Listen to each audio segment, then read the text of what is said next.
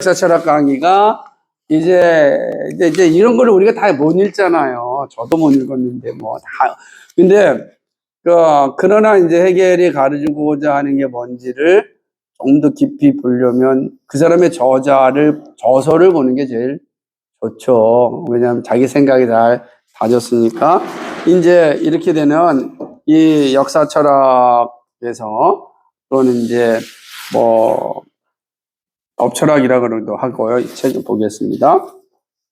해겔의 복잡한 체계는 뭐냐면 국가 중심성과 역사의 흐름을 크게 강조. 역사가 흐름이 있다라고 이야기하는 거예요. 아주 재밌는데 코플스톤이 이제 이 해겔에 대한 코플스톤 유명한 천문학자란 말이에요. 근데 이 사람이 철학자입니다. 철학자인데, 이 사람이 쓴 책을 한번 보겠습니다. 코플스톤이 이제 해겔 연구를 요약하고 있는데, 요 요약이 참 재밌어요. 여러분, 거기 이제 제임스 사이어의 이제 이웃 우주라고 하는 책은 뭐냐면, 기독교 세계관과 현대 사상이라고 하는 책이 있어요. 그 이웃 우주는, 이웃 우주라는 게 무슨 의미였냐면, 우리가 사는 세상에는 서로 다른 이웃 우주들로 존재한다. 한 사람 한 사람이 우주라는 거예요. 그러면 나라는 우주, 또 전소하면 우주가 있잖아요.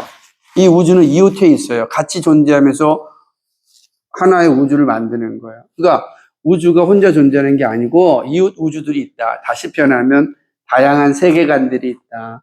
사람이 다 다양한 세계관들이 존재하고 있는 거예요. 세계관, 그래서 나랑 전삼이 만남은 그냥 단순한 만남이 아니라 뭐와의 만남이에요? 넓게 우주와 우주의 만남이고 또는 뭐죠? 세계관과의 만남이다. 그 이제 기독교 세상과 현대 사상이라고 하는 제임스 사이어의 책이 유명한 책이죠. 이 책에서 코플스톤이 해겔에 대한 표현을 한 건데 이 책도 중요한데 이렇게 얘기합니다. 해겔에 따르면 우주는 꾸준히 발전하고 있으며 인간의 우주에 대한 이해도 그렇다. 실제에 대한 한 명제로는 상황이 어떠함을 참되게 방영할 수 없다. 오히려 어떤 명제의 진리의 핵심에서 우리는 그 반대 내용을 발견한다. 이 반대가 인식될 때 이것은 전개되어 정립에 대립하여 선다. 그러나 정립과 반립은 모두의 진리가 있고 이것이 파합될 때 종합이 형성되며 새로운 명제가 새롭게 인식된 상황의 진리를 말해준다. 그러나 이제 이것이 다시 그 자신의 모순을 담고 있는 것이 발견되고 이 과정은 무한히 진행된다. 그래서 우주와 인간의 우주에는 변증법적으로 전개된다. 간략하게 말하자면 우주는 우주의 의식과 더불어 진화한다. 무슨 말일 것 같아요? 쭉 읽었는데. 자, 이렇게 얘기합니다. 보겠습니다. 이런 내용에 우주는 계속 진화된다는 거예요. 발전되면 어떻게 변증법적으로. 그래서 오늘 여러분이 쓰는 변증법이라는 용어를 이 해겔이 처음으로 쓰는 거예요. 변증법적이어서 반정립에서 변증법으로 바뀌는 거예요. 반정립이 뭐냐면 이런 거예요. 자, 이거는 토마토죠. 그죠? 그러면 이거는 뭐죠? 포크죠. 전혀 다른 거잖아요. 반정립. 토마토가 아닌 건 그죠? 이 포크예요. 그죠? 포크이면서 토마토 안 되잖아요. 포크가 아니라는 거, 반정립이라는 게 뭐냐면 이거의 반대는 다른 거예요. 그죠? 우린 그렇게 배웠단 말이에요. 그죠? 다 그렇게 배웠죠. 물과 불은 다르잖아요. 다르게 배웠단 말이에요. 그런데 물어봅시다. 자, 이제 이렇게 질문합니다. 토마토가 야채입니까? 토마토가 과일입니까? 명확하죠. 야채잖아요. 그죠? 오케이. 이거 모르는 사람 없을 겁니다. 이거 잘 들어야 돼. 토마토가 분명히 이거는 야채예요. 그런데 어떤 사람이 이걸 가지고 얘기합니다. 토마토는 야채다. 딱 그랬어요. 그랬더니 성환이가 뭐라고 얘기하면 아닙니다. 과일입니다. 얘기를 한 거예요. 그래서 토마토가 과일인 이유를 설명을 탁 합니다. 그러니까 전사님이 무슨 소리냐 야채란 얘기를 합니다. 근데 평행선을 걷는 거예요. 아까 처음에 우리처럼 똑같이 된 거죠. 그죠? 그럼 어떻게 해결해야 되겠습니까? 그죠? 이 싸움을 해결할 방법이. 누가 인정하는. 그죠? 둘 다 인정하면 골치 아파지는 거. 그럼 야채이자, 그런 뭐들 과일입니까? 뭐 이렇게 할 수 있겠죠? 그런 이제 여기서 종합이 나오는 거예요. 여기서 야채이자 과일이라는 종합을 딱 꼽아내는 거예요. 그럼 예를 들면, 얘니까 이걸 뭐라 그러냐? 이제 앞으로 이거를, 과채라고 하자. 과채. 그 모든 산업이 싸우지 말자. 과채. 딱 정립이 된 거예요. 그랬더니 과채가 됐어요. 그런데 조금 있다가 석현이가 아무리 생각해도 이게 말이 안 되는 게 무슨 과채냐. 내가 볼 때는 이 과채가 아니라 이거는 뭐라고 표현할 가자다 이렇게 얘기한 거예요. 그러니까 과체에 있는 사람들이 뭔 소리냐. 지금까지 우리가 과체라 알고 있었는데, 근데 석현이가 강력하게 나와가지고 이건 과자지 과체가 아니다. 확 싸우는 거야. 근데 한참 지나다가 딱 현호가 나타나서 뭐라 그러는 거야. 이걸 갖다가 야, 아니다. 과체도 아니고 과자도 아니다. 이건 뭐다? 과야체다. 종합을 내는 거예요. 제가 이렇게 얘기하니까 우습게 되있지만 실제로 우리의 삶을 봅시다. 두 의견이 부닥쳤어요. 황희전 선생도 마찬가지. 대표적인 사람이 너도 옳고 하는 거잖아요. 두 의견이 이거는 옳다, 나도 옳다라고 막 싸울 때 합이 안 나는 거예요. 이것처럼 명확한 거는 괜찮지만 예를 들자면은 이런 겁니다. 미남의 기준 하는 겁니다. 이게 또 넘어가 형이상식으로 제가 얘기하면 힘드니까 도덕의 기준 우리 이런 거 얘기하면 힘드니까 미남이 뭐냐 미남이. 자 오늘 물어봅시다. 우리 미남이 뭐예요? 미남의 기준을. 글쎄요. 그지? 달라가지고. 다 다르지. 네. 그럼 그 얘기하는 거야. 미남의 기준은 나다. 내가 미남의 기준이다. 아니다. 우리가 생각하면은 지금도 그러잖아. 여러분 그 TV를 뭐 조사할 때 보면 미남의 기준 다 있잖아. 뭐가 있는 것처럼. 근데 어떤 사람이 그런 게 미남이 아니다. 이런 게 미남이다. 다 정하잖아. 맨날 싸우잖아. 그러면 미남이 없는 거잖아. 그지? 미남의 기준은 키 180에 코가 오똑하고 눈이 크고 이거 딱 해놨어. 그랬더니 무슨 180은 그거는 미남이라는 기준이 없다. 보니까 175가 쫙 적당 가장 맛있는 거다. 싸운 거야. 그랬더니 장난하지 마세요. 제가 볼 때는 175도 아니고 180도 아니고 정확히 미남이라고 하는 건 177.5cm다. 이게 나오는 거예요. 그랬더니 많은 사람들이 호응하는 거야. 맞다. 177.5cm다. 그러면 170과 175와 180은 사라지는 거지. 우리 사람들이 175가 돼. 이게 종합이라는 거야. 이 해결은 A가 있으면 A에 대한 반대가 있고 반대에 대하면은 종합 C를 만들어 종합을. 그걸 협력이라 그래. 협이라 그러지. 그런데 어떤 사람이 또 이 C에 대해서 또 반대를 하면 D가 나오고 D에 대해서 또 F가 나올 수 있잖아. 이게 역사라는 거야. 역사는 이렇게 갔다. 정에 대해서 반이 있고 거기에 종합이 있고 종합에 대해서는 반이 있고 거기에 종합이 있고 그래서 역사는 항상 이렇게 간다. 지금까지 이게 흘러왔다. 이전의 생각과 완전히 다른 거예요. 이제는 본책의 개념이 달라지는 거야. 반정립의 개념이 완전히 달라지. 세계관이 바뀌기 시작하는 거야. 그러면 네가 옳고가 아니라 또 다른 옳음이 있을 수 있잖아. 그럼 서로 상대방에 대해서 어떻게 된 거야? 내가 틀릴 수도 있고, 네가 옳을 수도 있고, 우리가 둘 다 틀릴 수도 있고, 이렇게 되는 거지. 둘 다 틀릴 수도 있고, 둘 다 맞는 건 어려운 거야, 분명히 이제. 그런데 둘 다 맞을 수도 있는 게 오는 거야, 종합에서. 야, 이거 한 번도 생각해 보지 않았던 거야. 네? 이게 완전히 달라지는 게 뭐냐면, 사람에 대한 이해도 달라지는 거지. 다 달라져. 사람이 누군가. 이게 이제 해겔이 말하는 변증법적인 것이지. 그래서 뭐냐면 모든 것을 다 상대화시키게 돼. 어떤 생각도 상대화시키게 돼. 상대방의 생각을 처음부터 다 뭐지? 수용하지 않아. 지금 여러분은 다 그렇게 살고 있어요. 여러분 다. 절대적 기준을 받지 않지. 그럼 절대적 기준을 받지 않는 사고를 가지고 있는 사람에게 있어서 성경이라는 건 어떤 결과가 나타날까?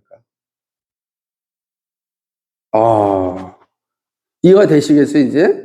성경도 뭐가 돼요? 상대화가 되는 거지. 이게 엄청난 변화가 막 폭발이 일어난 거야, 이게. 이게 뭔가 막 폭발이 일어나려고 했었는데, 이제 해결을 통해서 폭발이 된 거지. 생각합니다. 그러니까, 진리는 종합에서 발견될 수 있다. 그럼 이제 이런 질문 던지고, 아니, 언제까지? 여기도 반, 계속 종합이, 언제까지 종합이 됩니까? 그래서, 해결이 중요시한 게 역사의 한 경점에 이제 종합이 온다. 마지막에 이제 종합이 돼서 확정되는 진리가 올 수 있다. 이게 이제, 사실 이건 뭐냐면, 해결이 가지고 있는 아주 낙관적인 생각이지. 줄 수 있다라고 본 거지. 거기 보면 읽어볼까요? 이렇게 됩니다. 여기 보면은, 진리가 반립보다는 종합에서 발견될 수 있다는 생각에 이르렀다. 반립 대신에 진리의 도덕적 정당성은 역사의 흐름, 즉 그것들의 종합에서 발견될 것이다. 이 개념이 철회장마 저편에서만 승리를 거둔 것이 아니라 이 편에서도 마찬가지로 승리를 거뒀다. 오늘날 철학에서뿐만 아니라 이 오늘날이라고 하는 거는 1970년을 얘기하는 거야. 70년대만 해도 정치, 정부, 그리고 개인 윤리조차 우리 세대는 절대가 아닌 종합의 관점으로 해결책을 모색하고 있다.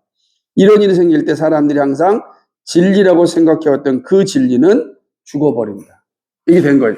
그래서 오늘날은 진리가 죽어버렸어. 왜? 진리는 절대가 아니라 상대화됐으니까. 진리가. 그럼 하나님에 대한, 우리는 하나님 절대적 존재로 보잖아. 그럼 하나님을 상대화시키면 어떻게 되겠어? 하나님을 상대화된다면. 되게 심각한 과정이 오게 됩니다. 하나님이 상대화된다? 그건 더 이상 신이 아니지. 상대화되어 버리는 거니까.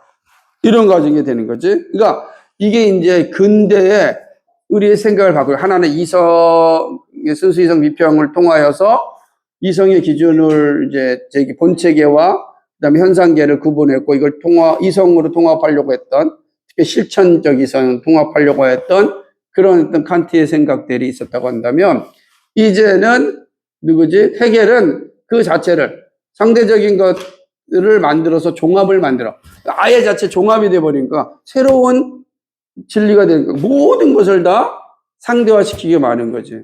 자, 이것이 이제 독일에서 일어나는 일들이었어. 생각이. 사람들이 이제 이성이 중심이 되다 보니까 이런 개념들이 나타나게 되지. 그러면 이제 셰퍼가 보기에는 또 하나의 사람이 나타나는데 덴마크의 사람. 쉐른 키에르케고르라고 하는 사람이 이제 등장하게 되는 겁니다. 그러니까 어디 있습니까? 그러니까 키에르케고르가 이제 새로운 존재의 관점으로 또 생각을 바꾸게 되는 그런 개념이 오게 되는 겁니다. 이제 키에르케고르의 생각인데 우리가 잘 아는 불안의 개념, 그다음에 죽음에 이르는 병. 되게 유명한 책인데 죽음에 이르는 병이 뭘까요? 키에르케고르의 생각인데 죽음에 이르는 병은 뭘까요? 암일까요? 네? 키에르케고르는 죽음에 이르는 병은 절망이라 그래요. 절망이 우리 안에 들어오는 순간 죽음에 이르게 된다. 모든 사람이 절망을 갖게 되면 죽음에 이르게 된다라고 이제 삶에 대한 절망하는 순간. 근데 아무리 암이 있다 할지라도 삶에 대해서 절망을 갖고 있지 않냐면 이겨낼 수 있다. 이게 이제 이런 논리도 될 수 있죠. 자 보세요. 되게 중요한 관점이 또 바뀝니다. 이 키에르케고르는 어떻게 생각하냐면 이 사람은 이게 이제 우리는 이 사람을 유신론적 실존주의자라 이렇게 얘기해요.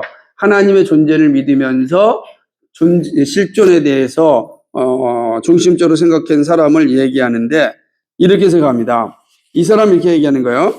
이성은 항상 비관론에 도달할 것이라는 생각이 만연하게 되었어요. 이제는 다 이성으로는 다 어떻게 되죠? 비관론이 아까도 기계에 이를 것이고, 아까 예를 들자면 보세요. 이 해겔의 입장에서 본다면 계속해서 반복할 거 아니야. 언제까지? 언제까지? 그죠? 계속해서 언제까지? 맨날 종합만 하잖아. 아니다. 그래서 종합을 가면 언제까지 갈 거냐? 해겔은 그 정점이 있다라고 보는 거예요. 이제 신이 할 수 있다라고 봐요. 해겔조차도 하나님께서 그거를 결정할 거라고 생각은 하지만 상대화 시켰으니까 계속 종합을 가는 거예요. 그러니까 어떻게 보면은 이성으로서 진리를 찾고 삶의 답을 찾는 것은 마치 어떻게 생각하는 거예요? 불가능하다. 답이 없다라고 생각한 거죠. 그러니까 다 비관론에 이르게 되는 거예요. 비관론에 이르게 되는 상황이었죠. 이때 사람들은 이제 이성의 바깥, 상층부에서의 의미와 가치에 대한 낙관론적인 해답을 얻으려고 노력해야 한다. 그러니까 내가 맨 자연의 세계에 살지만 현상계에 사는데 이건 보이는 세계잖아요. 여러분 보세요. 보이는 세계에서 사람이 먹고 마시는 거로 인생을 살 수 있겠어요? 예를 들어 봅시다. 여기 공부하는 이유가 그냥 단순히 먹고 마시는 거로 끝나니까 이렇게 찌지고 안 그러니 그러려면 뭐하러 공부합니까? 할 일이 없죠. 여러분이 다 하는 직장 생활 그냥 단순히 그냥 맨날 한 30세끼 먹는 거로 끝내기 위해서 직장 생활 합니까? 그러려면 뭐하러 고생합니까? 30세끼 먹는 거로. 그죠? 30세끼 먹는 거로 끝난다고 한다면 그건 자연에 있는 뭐예요? 동물은 다 30개 먹고 끝나는 거잖아요. 30세끼. 내가 어저께 그 장로님 댁에 갔는데 흑염소가 엄청 흑염소는 한 번, 두 마리, 세 마리씩 난대요. 근데 나자마자 조금 더 걷고서 조금 얼마 안 되면 또 임신 가능하고, 그래서 놔두면 막 100마리가 되는 거 순식간이래요. 막 이렇게 되는 게. 걔네들 하는 게 뭐냐? 내가 계속 봤어요. 걔네들이 인생에 대해서 고민하지 않아요. 그냥 먹고 땅 파고, 그거밖에 안 해. 먹고 땅 파고. 그래가지고 얼마나 먹더니 땅이 다 파졌어. 그렇게 살고 그게 삶일까요? 얘는 그렇지 않잖아. 얘지 왜 친구 왜 만나요? 그거 왜 노냐고. 그거 왜 재미를 느끼냐고. 단지 그게 먹고 놀고 끝나는 거라면 우리는 똑같은 거예요. 개, 돼지랑 다를 게 아무것도 없어요. 근데 뭐냐면 친구를 만나든 누굴 만나든 수다를 떨면서 내 안에 있는 스트레스 풀고 또 한마디지만 친구의 말을 통해서 그래 한번 생각해 보기도 하고 그런 게 있는 거예요. 근데 여러분 친구가 만나가지고 맨날 떠들고 놀고 그냥 먹고만 하고 헤어지면요. 그거 얼마 못 갑니다. 시간이 이런 공허해지는 거예요. 어느 순간 뭐지 나는? 내가 이렇게 고생해서 번 돈 가지고 이렇게 다 먹고 끝내? 나는 왜 살지? 이런 생각이 딱 들어오는 순간 답을 찾지 못하면 어떻게 돼요? 쾌거가 절망에 이르는 거예요. 딱 그게 없어요. 그게 오늘 우리식으로 얘기하면 뭐예요? 우리식으로 표현한다면 우울증이에요. 그게 우리식으로 얘기하면 삶의 의미가 딱 오는 거고 우울증이 오는 거. 그러면 해결할 수가 없잖아요. 이게 자연에 사는 사람들은 그러니까 모든 사람은 다 상층부 가치와 의미의 체계를 찾아야만 돼요. 내가 살아가는 이유를 막 찾아야 돼요. 일하는 이유를 찾아야 돼. 찾지 않으면 다 인생이 끝나는 거예요. 그래서 찾는데 그 가치 체계가 아주 낮게부터 고급까지 있는 거죠. 낮은 사람은 뭡니까? 쾌락을 하는 사람이 낮은 거예요. 쾌락이라는 게 먹고 마시고 즐기고 조금 더 가면요. 이제 성적인 쾌락까지. 그 다음에 조금 더 가면요. 여행의 쾌락. 이 다 쾌락이에요. 넘어가면서. 근데 이게 언제까지, 사람이 그런 거예요. 가장 밑바닥에 있는 사람이 더 큰 우울증에 걸리는 거예요. 그래서 사람들이 자꾸만 탑을 쌓아가지고 가치와 의미를 찾아가는 거예요. 그 나중에 돈을 엄청 벌었는데 그 돈이 가치와 의미가 없어지면은 허망해지는 거예요. 그 많은 사람이 그러잖아요. 허망하다고. 내가 왜 살았을까? 이런 말 다 듣잖아요. 가치와 의미를 찾으면 내가 왜 살았지? 저 그런 사람 많이 봐요. 내가 지금까지 뭐 하고 살았는지 몰라요. 여러분 생각해 보세요. 자식들한테 엄청 투자를 했어요. 왜 하죠? 그 자식이 그냥 먹고 마신 거로 인생 끝나는 정도로 생각하므로 투자할까요? 안 한다. 그 의미를 찾는 거예요. 의미를 찾아야 일하는 게 있는 거예요. 그런데 우리가 문제는 뭐냐면 칸트라든지 헤겔이라든지 앞선 사람들은 상층부로 올라갈 수도 길이 없는 거예요. 왜? 나로부터 시작해서는 의미를 찾을 수가 없어요. 여러분 끊임없이 여러분 고민을 한다고 해서 의미가 채워질 것 같아요? 채워질 수가 없어요. 루소의 실수는 그냥 백지에 쓰면 의미가 생겨난다고 생각하는 거예요. 근데 루소 책 보면요, 루소 어마어마한 독서광이에요. 어마어마한 책을 읽었다고. 그러니까 그럼 보세요. 책은 외부에 있는 거잖아요. 그런데 외부에 있는 사람 책을 읽어도 상층부로 못 올라간다고. 그래서 키에르케고르가 뭘 제안하죠? 도약을 제안합니다. 그걸 신앙의 비약이라 그래요. 우리가 이성으로서는 비관론이다. 그러므로 도약해야 된다. 빵 튀겨야 된다. 이게 신앙의 비약이라고 하는 어마어마한 이제 철학적인 논리가 주어지게 되는 겁니다. 그러니까 사람은 이제 이성 없이 뭐죠? 의미를 발견할 수 있다는 거예요. 이게 뭘까, 그럼? 그죠? 이게 얼마나 절망을 이길 수 있는 힘이 바로 여기에 있다라고 보는 거예요. 이게 이제 생각하는 건데, 뭐냐면, 비약을 그러니까, 문제는 뭐냐면 이런 거예요. 하나님과 우리의 관계는 어떤 겁니까? 인격적 관계잖아요. 인격적 관계라고 한다면, 인격적 관계는 서로 대화를 통하고 서로 알아감으로써 서로의 존재를 알아가는 거예요. 그렇죠? 이성의 역할이 있는 거잖아요. 우리 다 이성의 역할. 하나님이 인격을 주셨다, 이성을 주셨다, 이거 역할이 있는 거예요. 근데 이게 가능한 건 뭐냐면, 하나님의 존재를 믿을 때 찾아가는 거예요. 근데 하나님의 존재가 없다고 한다면 어떻게 찾아가겠어요? 방향을 잃어버리는 거잖아요. 없으니까 없는 걸 찾아가는 거예요. 그래서 이 사람들이 주장한 게 오성을 오성. 칸트도 그렇고, 오성이라는 게 있어요. 오성. 찾아보세요. 나중에 오성이. 그러니까 이런 걸 막 이제 만들어내는 거예요. 왜? 하나님이 없으니까. 하나님의 자리에 그런 걸 채우고 싶으니까. 그런데 키에르케고르 보니까 그래가지고는 의미를 찾을 수가 없다. 그죠? 우리의 이성을 통해서는 의미를 찾을 수 없다. 우리가 의미를 찾으려면 무조건 어떻게 된다? 하나님 앞에 단독자로 서야 된다. 그냥 하나님이 계시다. 그 하나님과의 관계를 딱 맺어야 된다. 도약을 해야 된다는 거예요. 이성적으로 생각하지 말고 도약을 해야 된다는 거예요. 그럼 어떤 게 있겠어요? 도약을 하려고 그러면. 이성이 사라지면 뭐가 있어요? 도약을. 체험이라든지 환상이라든지 이런 걸 그러니까 비합리적 신앙이 돼버리는 거예요. 또 하나님이 어떤 분인가? 내가 느낀 게 하나님이 되는 거예요.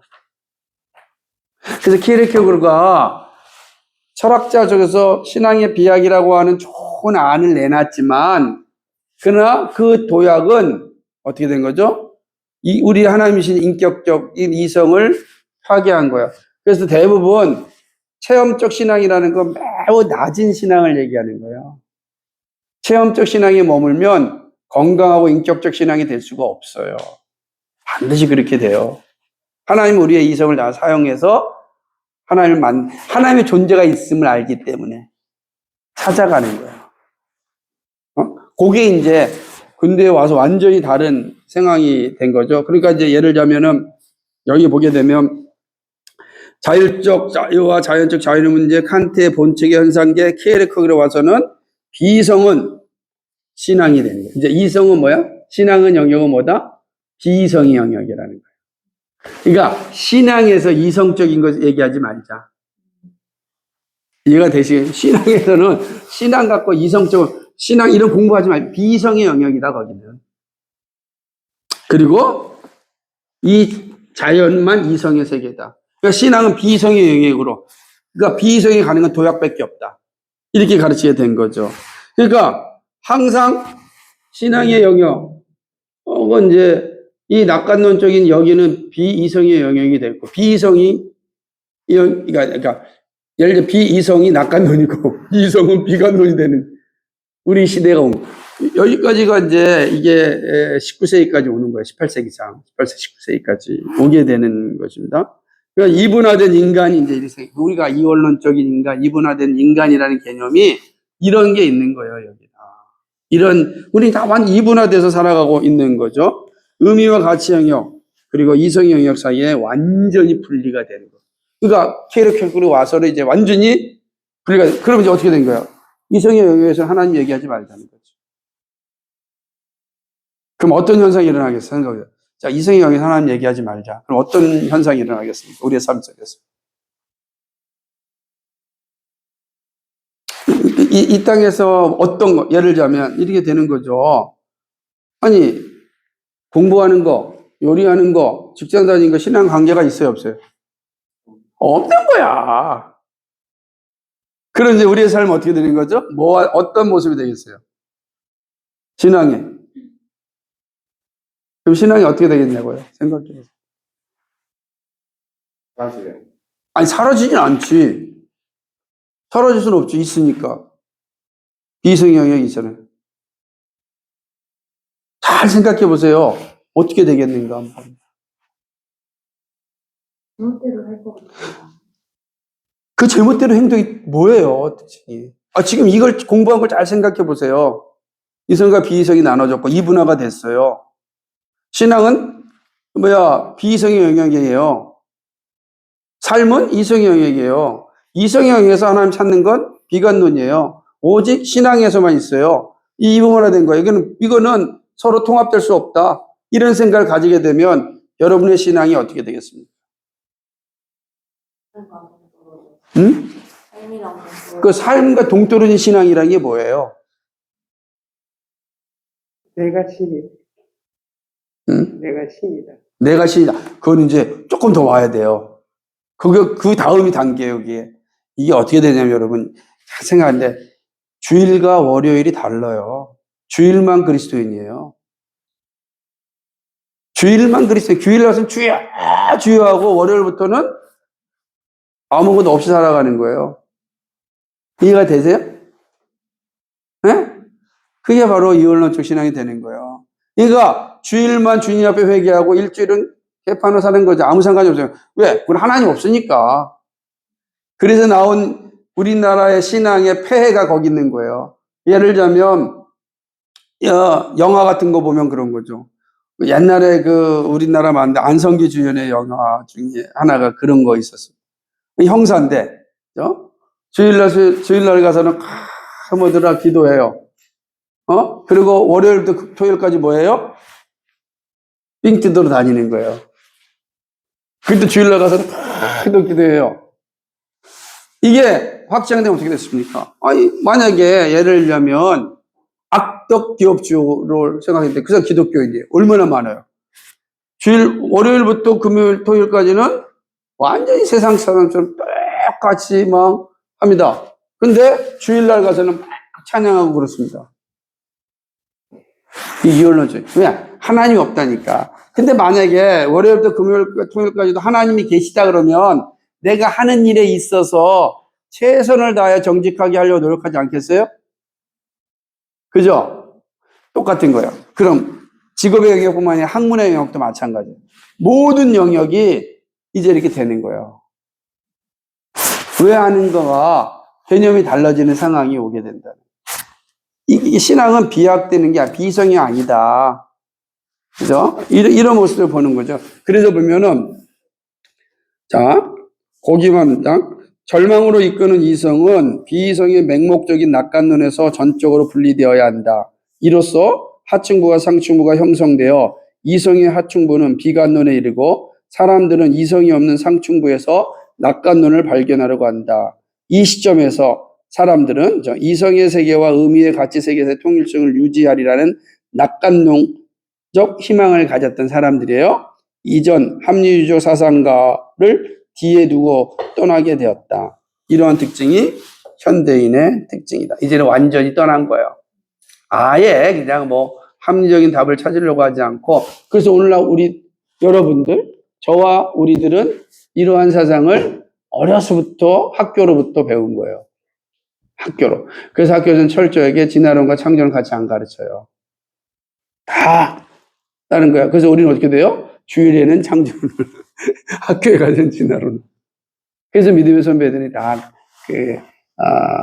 교회가 통합적 교육을 위해서는 이 문제를 분명히 받아야 된다. 그래서 제일 중요한 양심의 자유가 우리나라에 사라졌다. 양심의 자유라는 건 이런 교육을 받을 수 있는 자유를 의미하는데 우리나라는 양심의 자유가 없다. 교육에 있어서는. 그죠? 우리는 그냥 거의 그냥 일방성밖에 없죠. 양심의 자유가 있으니까 없어요. 이렇게 돼버린다. 이렇게 목소리가 나오기도 한다. 이해가 돼요? 그러니까 이제 보면은 우리 시대 인본주의 이성은 인간을 포함하여 모든 것을 포괄하는 우주 기계만 존재한다. 이 견해를 취하는 자들에게는 모든 사람과 사람이 하는 모든 일이 어떤 결정론의 형태, 행동주의 어떤 유형, 그리고 환원주의로 설명된다. 요거만 있습니다. 결정주의인이 행동주의인이 하는 용어는 사람이 생각하고 행하는 모든 것이 기계적인 방식으로 결정되고 자유나 선택의 느낌은 환상적이라는 것을 함축한다. 그런 거야. 그러니까 생각하고 행동하는 건 다 기계예요. 이해되겠어요? 그리고 자유? 선택? 이거는 다 환상이다. 무슨 내가 선택? 예를 들어 봅시다. 내가 직장을 선택한다? 내가 결혼 상대를 선택한다? 환상이라는 거지. 우리 환상 속에 살고 있다는 게 무섭다라는 거 하는 것입니다. 자, 이제 그럼 이제 환원주의가 제일 무서운 건 뭐냐면, 인간은 다 어디로 가는 겁니까? 그냥 인간 인격이 사라지고 기계면은 기계의 가장 작은 소립자, 우리 다 작은 세포로 다 환원된다는, 그렇게 본다. 그러니까 우리는 다 분자나 그 에너지 소립자가 되는 거죠. 이게 되게 중요한 건데, 그 하버드 대학의 화학 교수 조지 왈드가 이렇게 얘기해요. 인간은 다 우연의 산물일 뿐이다. 모든 산물은 단지 우연의 산물이다. 조지 왈드가 얘기합니다. 되게 중요합니다. 보세요. 이게 이제 바로 이제 셰퍼가 들은 건데, 인간은 분자에 시작하여 인간으로 끝나는 모든 산물은 결국 우연의 산물일 뿐이다. 그러고 나서 400년 전에 햄릿을 저술한 세익스피어라는 분자 덩어리가 있었다. 인간의 존엄성이 사라진 거죠. 다 사라진 거예요. 왜 그렇죠? 아까 앞에 봤잖아요. 이성의 영역에서 비관론적이니까 인간은 다 소립자 분자로 가는 거예요. 그 이후에 여러분 나중에도 나오겠지만은 그 이후에 이제 DNA를 발견하였던 왓슨 교수가 인간의 정의를 어떻게 했냐면, 인간은 DNA 조합이다. 김석현과 나의 차이가 뭐예요? DNA 배열 차이. 김석현과 원숭이의 차이가 뭐예요? DNA 배열 차이. 이해가 돼요? 이렇게 돼요. 우리의 인격성이 어디 있습니까? 만약에 DNA 배열 차이라고 하는데 인격성이 사라진다면 아까 원래 나왔던 다인주의로 돌아가도 아무 문제가 없죠. 그죠? 여기서 여성의 인격 존재하지 않는, 정글의 법칙만 존재하는 거지. 자, 사람들은 여기만 읽고 오늘은 마치겠습니다. 사람들은 자신만만한 인본주의에서 출발하여 자신을 자율적으로 만들고자 했지만 더 위대해지기는커녕 자신의 분자 덩어리로 끝나고 말았음을 발견할 뿐이다. 그 이상 아무것도 없다. 라고 하는 겁니다. 이게 우리 한두 장 남았는데 그냥 끝낼까요? 한두 장? 어떻겠어요? 그렇겠죠? 다음 주에 하는 걸로 하겠습니다.